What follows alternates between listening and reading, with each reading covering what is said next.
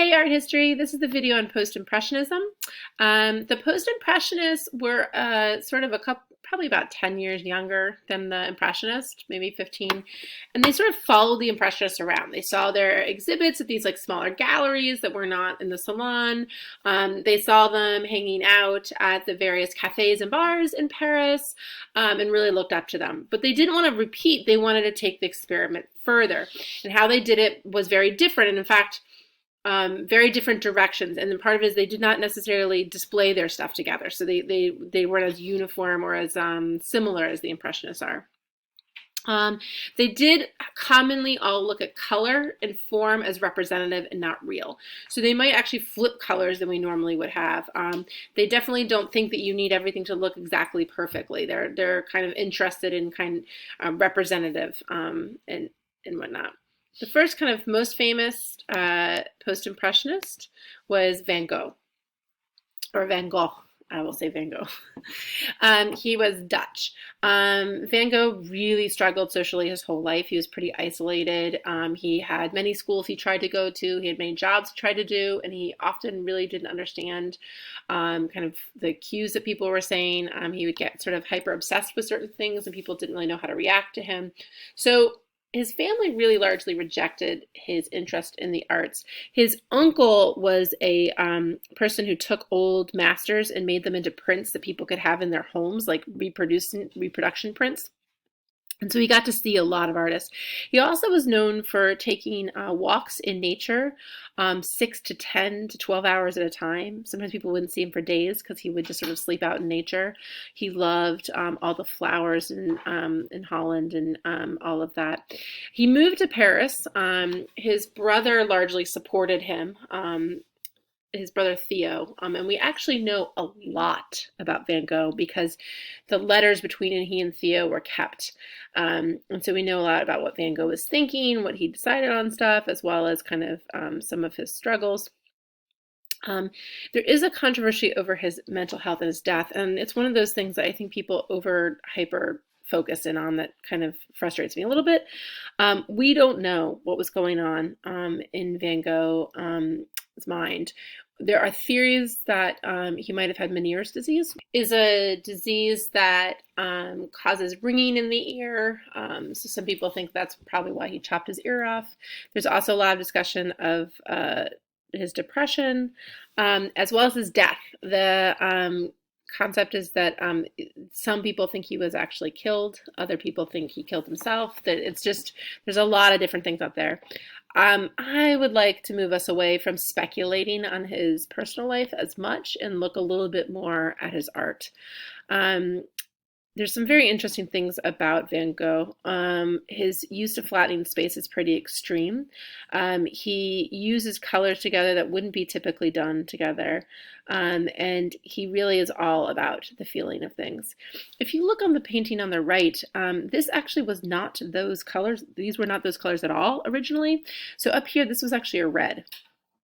We know that Van Gogh purposely chose colors that he just loved because when he made them, they were so brilliant, but they actually deteriorate over time. And so no Van Gogh painting looks like it did when he painted it. They have all deteriorated over time. So this is an artist to see now. Before 100 years from now, we won't see it even more. We'll have more issues with it.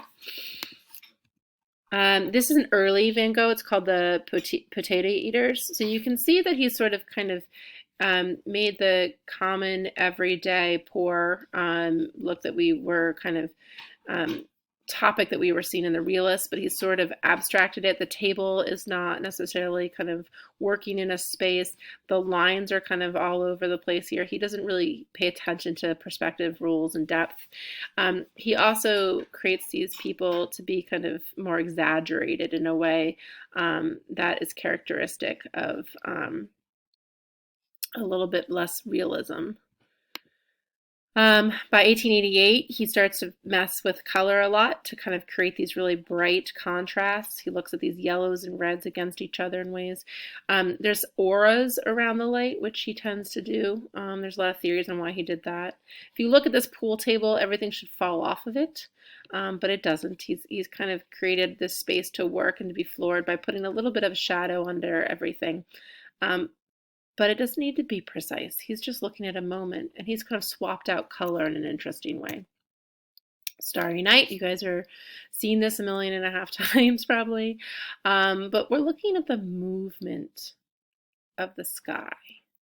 And there are theories that this exact thing can happen to the sky at certain times, but it doesn't really matter because Van Gogh, whether or not we can actually see this for real, Van Gogh is actually giving us a feeling of the moment.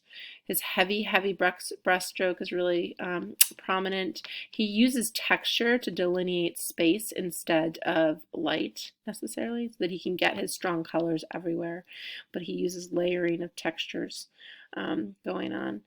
This is actually a tree right up here. People often think it's fire or something, but it's a tree that's close to him. So he's actually looking over a hill in the evening and seeing the lights in places. And it is a quite beautiful, mesmerizing landscape. I think he has other works that are just important, but we could explore that later. His dear friend Gauguin was also interested in kind of taking the experiment further. He flattened the space.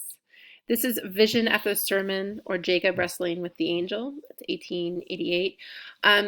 This is actually not very big. It's 2 foot by 3 foot. I've seen it before in Scotland, and it's a lot smaller than I would have thought. And that's because he was taking it to places and painting. This is in Brittany, and he was kind of trying to paint outdoors, and he was watching essentially kind of the French rural areas. And at that point, Brittany still had a very kind of folk lifestyle, and the women were known for their kind of unique outfits and all of that kind of stuff. And this is them at kind of a religious revival. And he's used this kind of red and green flattened space. So Gauguin's very interested for that.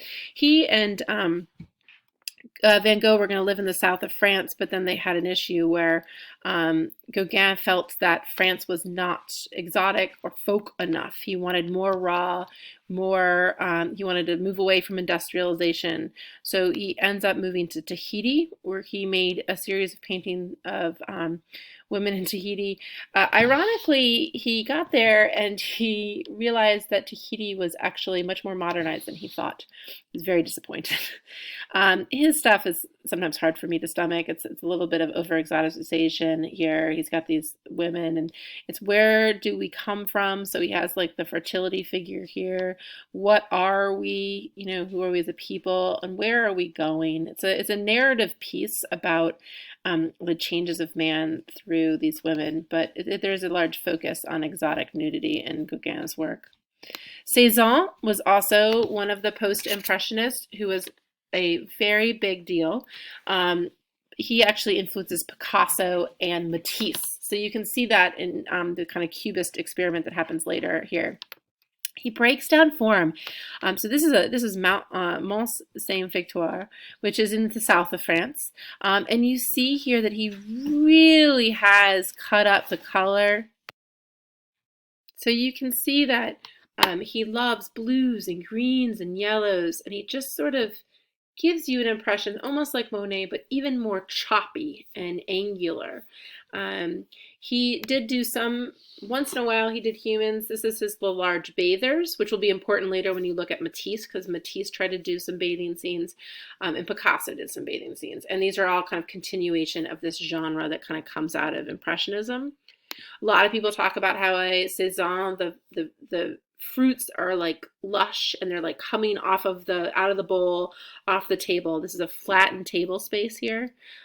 He's known for his still lifes and his landscapes. I always put Whistler in this category because Whistler sort of takes this sort of impressionist thing that was going on there. Whistler is an American who is living in England, and he is doing his own kind of version of this abstraction of form. This is he did nocturnes in black and gold. So nocturne being a music term being applied to art and landscape. So this is kind of a landscape falling rocket. It's fireworks on the water. Toulouse-Lautrec, he's one of my favorites from this period. Toulouse-Lautrec was born with actually what's called now Toulouse-Lautrec syndrome. He was born with problems with his legs. So his legs, at a certain age, he had a fall from a horse, and his legs really stopped growing. This meant that at this time in France, that was a pretty rough life in many ways. He had been born into wealth, but then did not have a lot of avenues in his life. So he ends up living in Montmartre, which is this kind of area of Paris where the Moulin Rouge and like the dancers, the cabarets and the bars and absinthe and this kind of more kind of risque lifestyle was. And he actually, many of his paintings are actually done on cardboard. So he would paint while the performers were going. And at first they look really pretty. Like you see this kind of woman's kind of fancy outfit. So you know that she's a high class and she's come here to view the dancers. But often when you go in on the dancers' faces, like here and here, that you can see that it's a very difficult life. It's not a glamorous life. Toulouse-Lautrec is very easy to spot because he uses a very graphic style. He made his money through creating like graphic posters and things like that for events and theater stuff and all that kind of stuff. That's how he made his bread and butter. And you can kind of see that flattened form that you would see on those kind of more Art Deco style prints that he does here. This is a little bit before Art Deco, but he sort of kind of comes in that style. Is at the Moulin Rouge, you can see this flattening of space here with this kind of line of the bar here, and everything's kind of going which way. We don't have any perspective of the space. It is both dark and light, this light coming in from here, coming from them. They're having a conversation over drinks. He is also one of the first artists who kind of documented lesbian love. So we have Les Deux Amies, and he has some scenes of women together in bed and whatnot, which makes him kind of, he had a unique window in on the social scene of Paris that largely was not the mainstream. And so that's one of the reasons why he's really interesting. This is one of his this is for a play, Jean Avril. Seurat, he did pointillism, which is little tiny dots, all these little dots made up what you see here. He used color theory and trying to make, and all the color dots, if you look close, are not the same color. So he was using kind of how the colors work against each other. So there are whites and blues and blacks in this area of the painting, but they're all kind of bouncing off of each other. And this is Sunday on La Grande Jetée, so showing that leisure. But he's sort of taking the Impressionist experiment in a very different angle. Like I can see Monet here, right? You move back and you kind of see it better, but it's a very different kind of thing. It's very scientific, actually. It took a lot of work. One thing I want you to think about is attributing works of art. So being able to spot it from far away. So who do you think this is? If you said or thought Van Gogh, you're right. He's characteristic by all of these flowers. He has a very flattened kind of almost Japanese style of painting here, very much influenced by it. I can always spot his feathery stroke, like if you look right here on the ground, that's very Van Gogh. And there's also things to think about, like both these works were painted by, who do you think? It's Gauguin. And both paintings were examples of neoclassicism, whatnot. So, not neoclassicism, so sorry, post-impressionism. See, I make mistakes on these things. The one painter I realize right now is not in here, which I'm going to see if I can shoot down, who sometimes is considered a post-impressionist, sometimes considered a symbolist, is Munch. Edvard Munch is in his own kind of school. 1893, he was Norwegian. This painting has been stolen a bunch of times and regotten. It's kind of an interesting obsession of people. It's tempera and pastel on cardboard, and it really just shows a feeling of anguish, despair in a moment. It's the scream. His face does not matter. He almost looks ghost-like. It is the movement and the feeling of around him, isolation and loneliness. The people that are standing behind him are so far away, and that's accelerated by this these lines that are created on this bridge, and everything is moving. It's very kind of anxiety producing. So he is definitely one of those people that sometimes is considered a symbolist, sometimes considered post-impressionist.